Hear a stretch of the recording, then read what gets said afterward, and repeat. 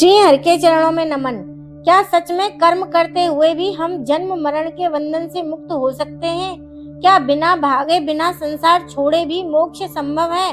भगवान श्री कृष्ण श्रीमद् भगवत गीता के अध्याय 2 के श्लोक 51 में यही दिव्य रहस्य बताते हैं कि कर्मजं बुद्धियुक्ता हि फलम त्यक्त्वा मनीषिणः जन्म बंधन विमुक्तः पदम गच्छन्ति अनामय।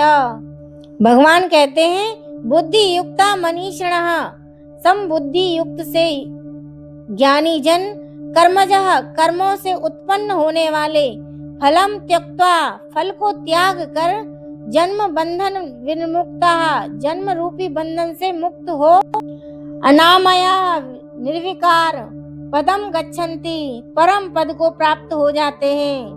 भगवान श्री कृष्ण अर्जुन से कहते हैं, इस तरह भगवत भक्ति में लगे रहकर बड़े बड़े ऋषि मुनि अथवा भक्तगण अपने आप को इस भौतिक संसार में कर्म के फलों से मुक्त कर लेते हैं। इस प्रकार वे जन्म मृत्यु के चक्र से छूट जाते हैं और भगवान के पास जाकर उस अवस्था को प्राप्त करते हैं जो समस्त दुखों से परे है। भगवान श्री कृष्ण अर्जुन को कहते हैं, अज्ञानवश मनुष्य यह नहीं समझ पाता कि यह भौतिक जगत ऐसा दुखमय स्थान है जहाँ कदम कदम पर संकट है। केवल अज्ञानवश अल्प ज्ञानी पुरुष यह सोचकर ही कर्मों से वे सुखी रह सकेंगे। सकाम कर्म करते हुए स्थिति को सहन करते हैं। उन्हें यह ज्ञात नहीं है कि इस संसार में कहीं भी कोई भी शरीर दुखों से रहित नहीं है। संसार में सर्वत्र जीवन के दुख, जन्म मृत्यु जरा तथा व्याधि विद्यमान है, किंतु जो अपने वास्तविक स्वरूप को समझ लेता है और इस प्रकार भगवान की स्थिति को समझ लेता है, वही भगवान की प्रेम भक्ति में लगता है। फलस्वरूप वह वैकुंठ लोक जाने का अधिकारी बन जाता है, जहाँ न तो भौतिक कष्टमय जीवन है, न ही काल का प्रभाव तथा मृत्यु है। अपने स्वरूप को जानने का अर्थ है भगवान की अलौकिक स्थिति को जान लेना।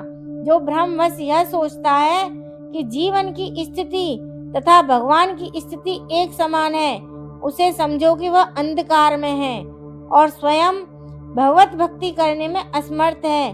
वह अपने आप को प्रभु मान लेता है और इस तरह जन्म मृत्यु की पुनरावृत्ति का पथ चुन लेता है। किंतु जो यह समझते हुए कि उसकी स्थिति सेवक की है, अपने को भगवान की सेवा में लगा देता है, वह तुरंत ही वैकुंठ लोक जाने का अधिकारी बन जाता है।